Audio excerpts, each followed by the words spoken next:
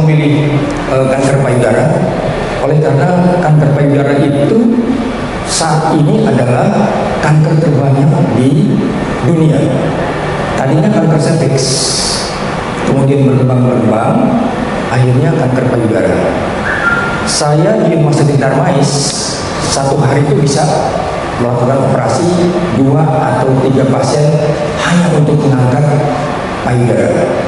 Coba bayangkan, belum lagi di rumah sakit yang lain.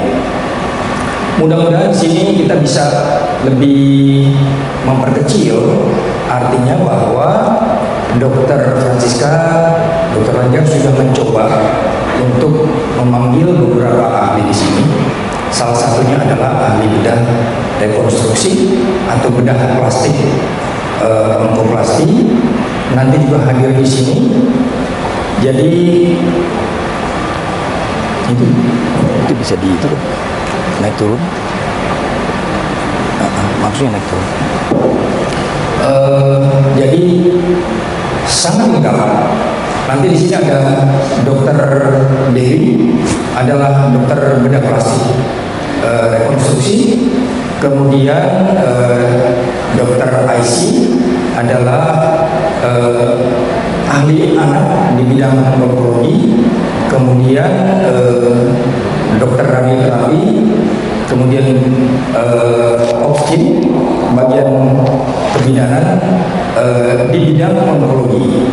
Ya, itu adalah pusaran yang kita sebut tim onkologi. Kemudian disertai oleh dokter-dokter penunjang lainnya, sehingga kita di sini akan lengkap sama seperti Rumah Sakit Darmais. Ya, jadi artinya bahwa tidak perlu jauh-jauh ke sana, baik BPJS maupun yang swasta, cukup di sini saja sehingga kita tidak perlu harus merujuk keluar. Ya, nanti kita bisa lihat satu persatu. Ya, Dokter Meta atau Dokter Francisca sudah mendeklar bahwa rumah sakit ini dibentuklah satu Soherman Widiatomo Integrated Cancer Center, ya, itu disingkat SWICC. Nah, saya menambahkan saja bahwa I di sini, huruf I di sini adalah integrated. Jadi seperti Rumah Sakit Darmais, Rumah Sakit Siloam, dan kita di sini adalah rumah sakit yang menangani cancer dengan memakai multidisiplin tim. Jadi kemoterapi akan dilakukan oleh yang ahlinya. Ya, bisa aja mungkin saya lakukan kemoterapi, tapi lebih banyak kita akan diskusikan sehingga pasien akan kita panggil ke dalam ruangan, kita bicarakan kira-kira pasien mau dibikin apa nih. Ya, jadi sangat-sangat integratif, mirip-mirip dengan Singapura.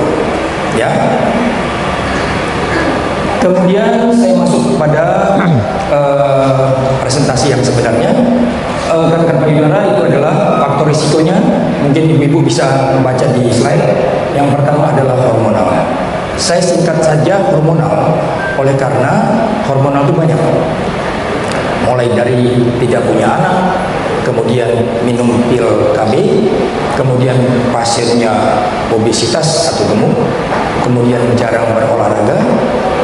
Itu adalah faktor-faktor hormonal, atau kita terbiasa dengan intake atau konsumsi daging. Ya, tiap hari makan daging. Ya, ingat, daging adalah kolesterol dan kolesterol adalah pembuat hormon. Ya, kemudian belum punya anak, sama. Belum punya anak ini adalah faktor hormonal juga. Kemudian genetik atau keturunan. Biasanya kalau ibu kita, nenek kita ke bawah semuanya kena, biasanya kita juga akan punya faktor risiko 2 kali yang lebih tinggi untuk terkena kanker payudara atau kanker apapun juga. Nah, ini kita sudah bicara obesitas. Obesitas itu adalah hormon. Kemudian terkena radiasi, mungkin kita pernah secara tidak sengaja mengikuti keluarga atau saudara kita yang sedang diradiasi, kemudian kita masuk bersama-sama, atau mungkin kita mengalami radiasi di daerah leher. Ya, itu biasanya juga akan bisa terkena kanker payudara. Ya, kemudian kimia. Nah, kimia ini yang sering sekali pasien bertanya kepada kami, dok, kalau kita memakan Indomie, maaf saya sebut langsung merek ya, artinya mie instan, itu berisiko nggak? Nah, salah satunya adalah kimia ini. Ya, perlu diingat bahwa mie instan itu mengandung banyak kimia, sehingga hati-hati jangan terlalu sering. Silahkan mungkin sebulan sekali, 2 bulan sekali, jangan tiap hari. Ya. Kemudian gejalanya, yang pertama pasti adalah benjolan. Sedang mandi tiba-tiba menggosok sabun, kok ada benjolan? Nah, hati-hati. Benjolan yang ada di payudara, terutama bagi mereka yang di atas 40 tahun, mungkin 80-90% adalah kanker. Ya, jadi lebih baik segera saja, dan alangkah bagusnya sebenarnya adalah deteksi dini. Saya lihat ibu-ibu sudah mulai pada pegang-pegang.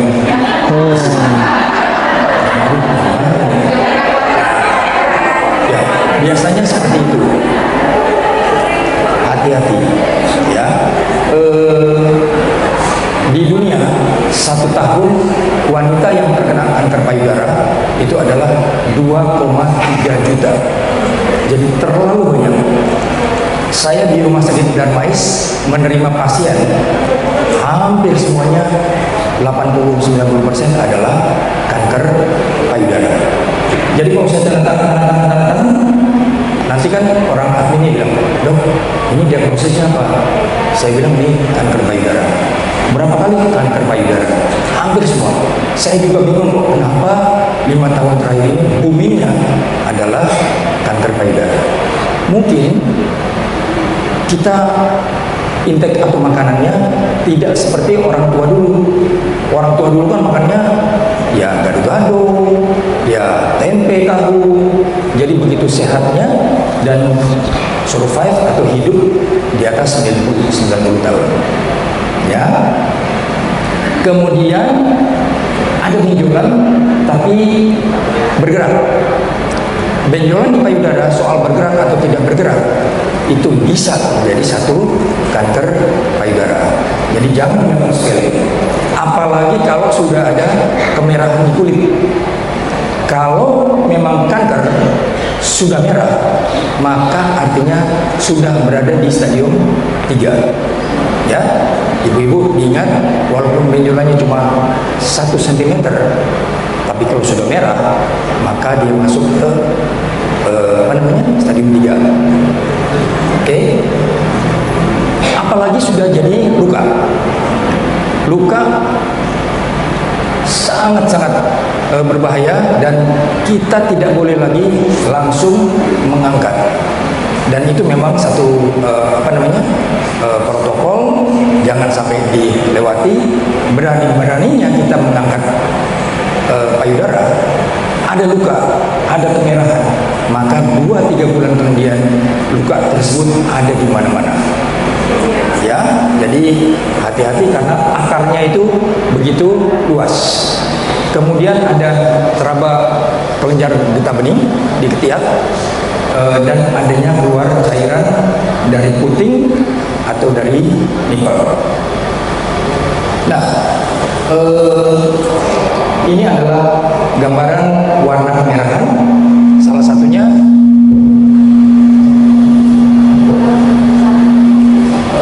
bisa dilihat sini. Warna merah di sini adalah berarti kankernya sudah masuk sampai ke kulit.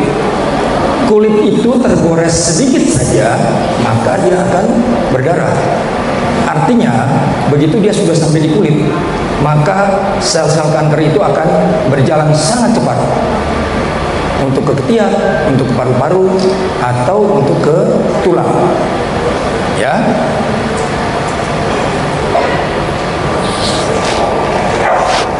ini sama gambaran seperti ini dengan yang tadi ya.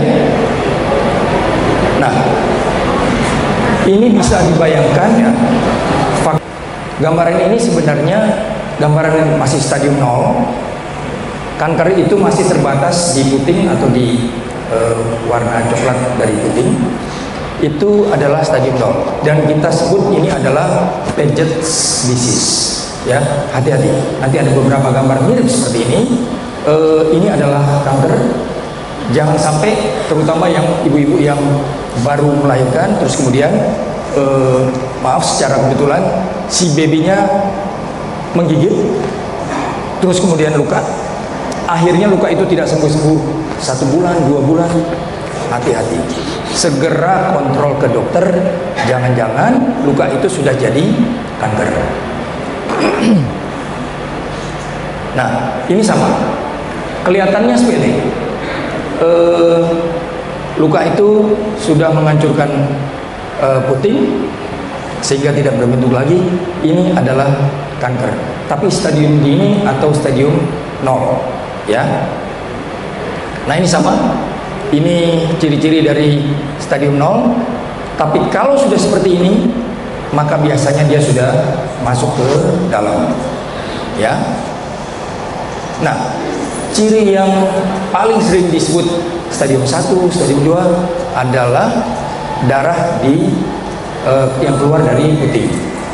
Bisa warna hitam atau bisa warnanya merah terang.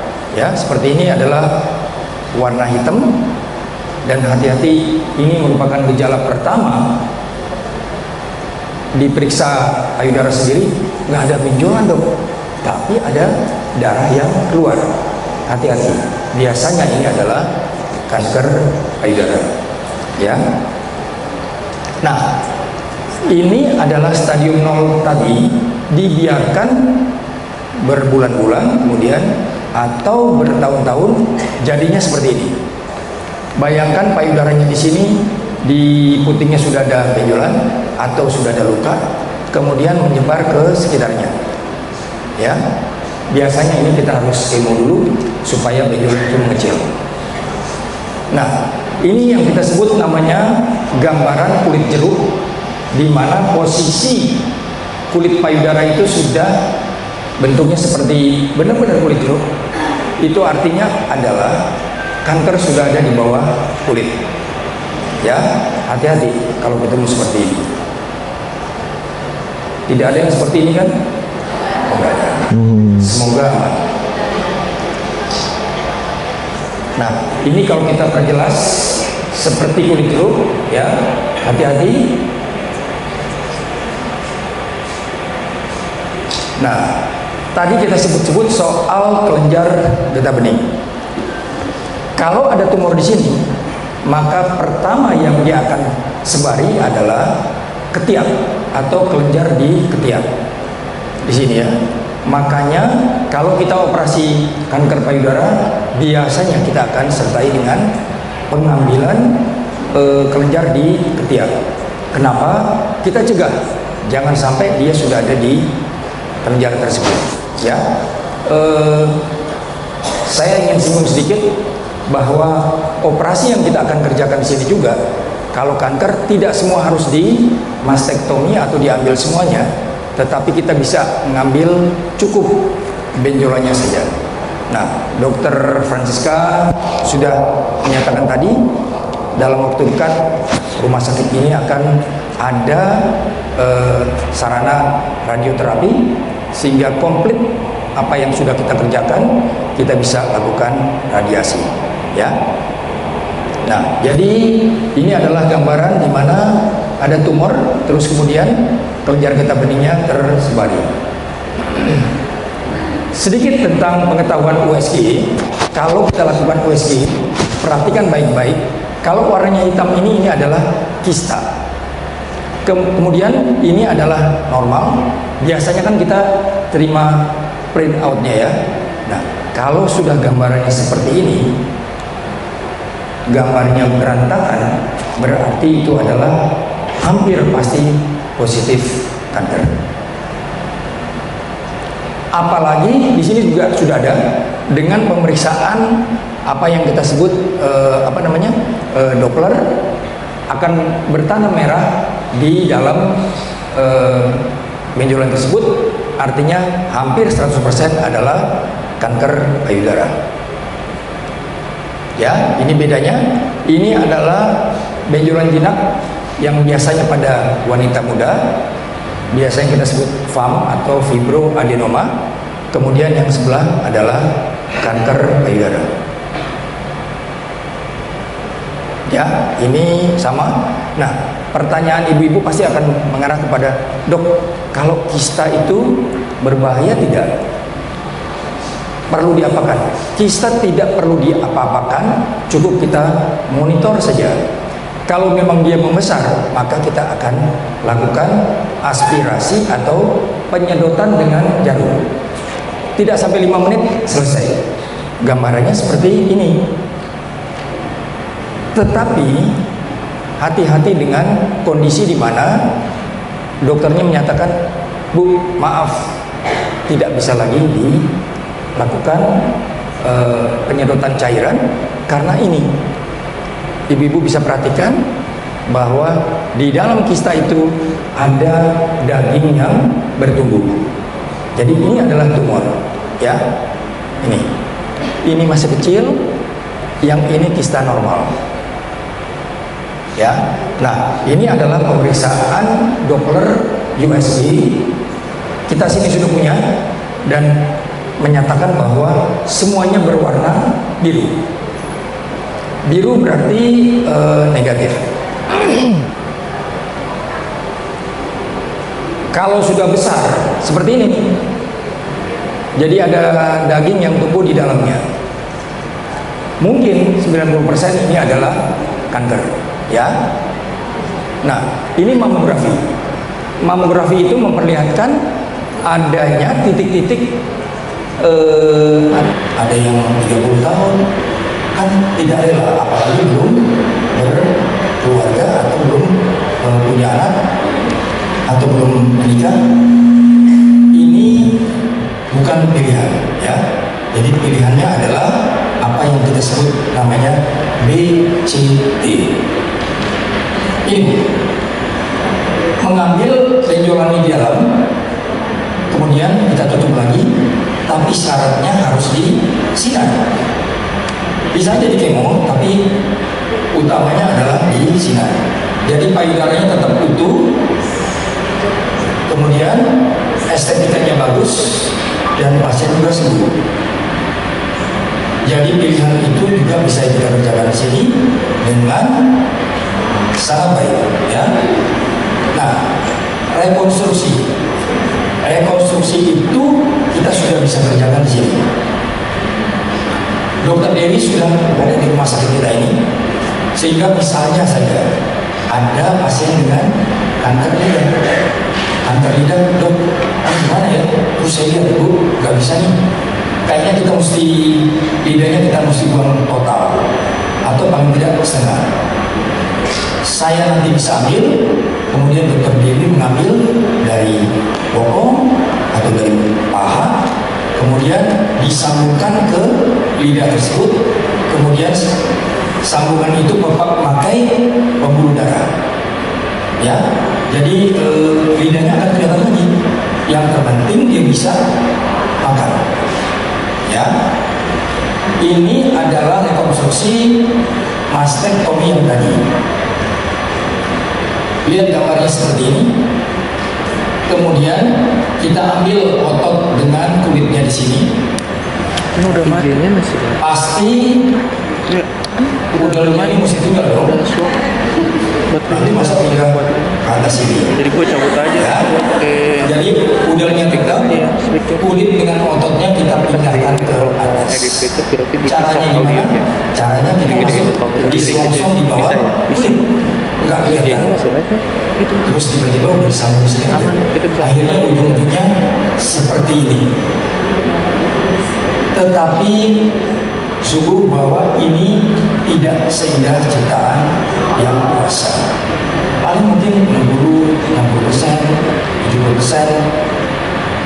yang terpenting adalah dok, saya kalau kemana-mana acara-acara di sininya ada lenjoran, udah cukup itu aja. Gitu.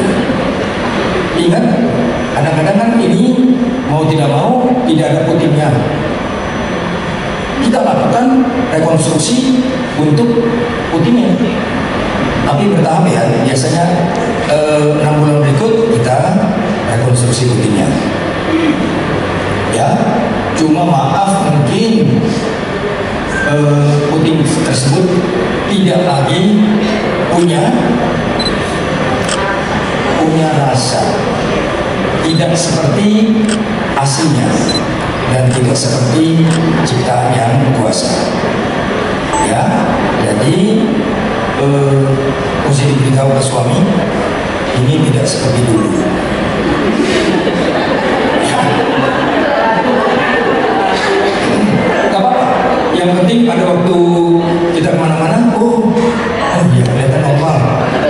Ada isinya. Gitu. Ya. Nah, ini 70 tahun. Bayangkan 70 tahun. Dia masih minta untuk dibuat payudaranya. Terus kemudian ambilnya dari perut, di belakang berarti itu ini. Perutnya kan kendor nih, diambil ke atas, nempel di sini, jadi lagi. Jadi rekonstruksi kita bisa kerjakan seperti ini, ya. Nah, ini kemoterapi. Ibu-ibu kalau bertanya kemoterapi, jangan takut, karena kemoterapi hanya seperti ini. Infus masuk, kemudian obat masuk, ya.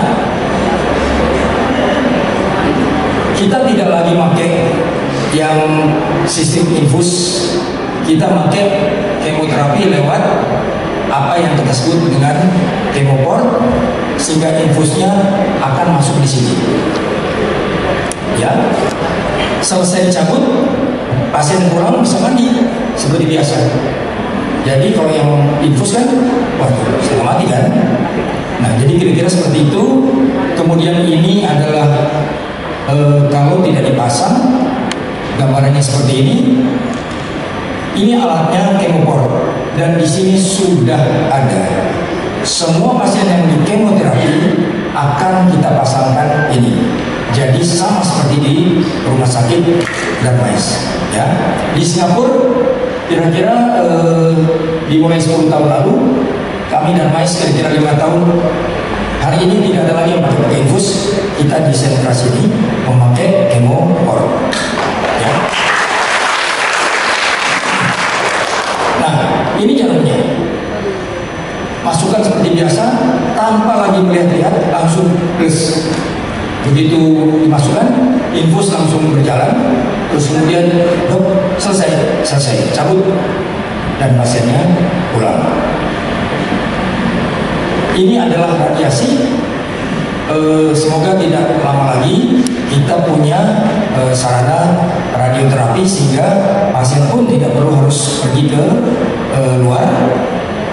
Nah, target terapi itu adalah mengurangi soal kekambuhan.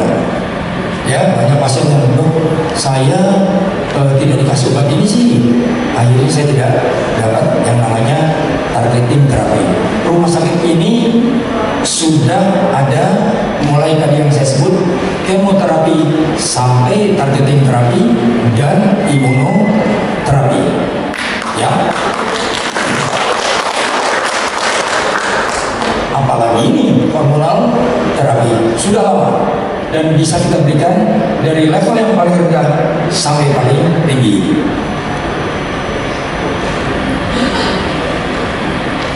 Nah, ini ilustrasi kasus saya. Coba bayangkan kalau sudah begini, coba saya pun bingung. Kenapa? Karena lukanya sudah begitu luas. Tapi apapun kita kemo. Begitu kita kemo, luka ini akan mengecil, bahkan hampir hilang, atau kadang-kadang hilang, kulitnya kembali lagi normal. Ya. Nah, ini tidak ada lagi tempat untuk dilakukan operasi, hanya kita kemo dan kemo, ya. Kontrol 1 tahun pertama setiap bulan, 1 tahun kedua 2-3 bulan sekali, 1 tahun ketiga 3-6 bulan sekali. Nah, jadi marilah kita beritahu kepada keluarga kita, kepada saudara kita, adik kita, kakak kita, siapapun juga, tetangga kita, bahwa tetap kuat. Saya ingatkan, pasien saya banyak yang sembuh. Yang penting kita sudah lakukan protokolnya semua, ya. Jadi ingat, kanker payudara atau kanker apapun bisa disembuhkan, ya. Nah, sama-sama kita maju, sama-sama kita menang. Ingat, seperti tadi saya bilang, tidak ada lagi yang dokter menyatakan gini, Bu, ibu kan kanker payudara, jadi saya operasi ya Bu. Dok, cukup sini? Enggak, nanti saya panggil teman saya dan semua ada 5 orang seperti ini, kita bicarakan obatnya apa, kemudian dimulai kapan, dan kecepatannya akan sangat-sangat bagus, ya. Inilah kita bilang namanya multidisiplin tim. Di luar negeri tidak ada lagi yang hanya 1 dokter, 1 pasien, kemudian dia mengerjakan sendiri. Sudah terbukti kesembuhan akan sangat tinggi kalau kita melakukan apa yang kita sebut multidisiplin tim, ya. Nah, ini bukan saya yang buat. Ini saya ambil dari luar negeri, dari internet, bahwa semuanya akan terlibat. Bahkan dokter umumnya, bahkan ada bagian gizinya, ada bagian fisioterapinya, ada plastik, bedah plastiknya, ada social workernya. Mungkin di sini ada survivor yang menjadi sarana, sehingga kita beritahu mungkin sebulan sekali kumpul, bicarakan, ayo kita buat satu misalnya semacam komunitas, kemudian sebulan sekali kumpul sehingga memberitahu mereka-mereka yang terkena kanker, ya. Oke, terima kasih atas perhatian semuanya.